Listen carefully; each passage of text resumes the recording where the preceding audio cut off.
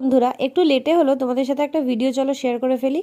25 December, 25শে ডিসেম্বরের জন্য ভাবলাম আমি বাড়িতেই একটা কেক বানাই। যার জন্য প্রথমে এখানে একটা ক্যারামেল সস বানিয়েছিলাম, সেটাকে জল দিয়ে খুব ভালো করে ব্লেন্ড করলাম, দেখতেই পেলে। তারপরে নর্মাল একদম তরল হয়ে গেল সেটা।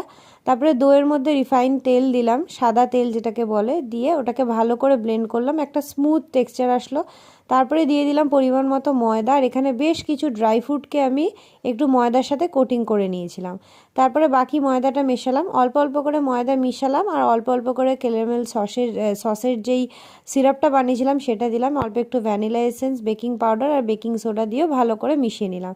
তারপর দিয়ে দিলাম যেই ড্রাই ফ্রুটগুলো আমি মিশিয়ে রেখেছিলাম ময়দার সাথে সেগুলো। তারপরে একটা কেকের কন্টেনারে ঘিয়ের সাথে একটু ময়দা ডাস্টিং করে নিলাম, তাতে ফ্লেভারটার গন্ধটা ভালো আসে। ব্যাটারটা দিয়ে ওপরে একটুখানি ড্রাই ফ্রুট দিয়ে প্রায় ঘন্টাখানিকের মতো আমি এটা হতে দিয়েছিলাম, একদম লো আছে। তো আমাদের কেক রেডি।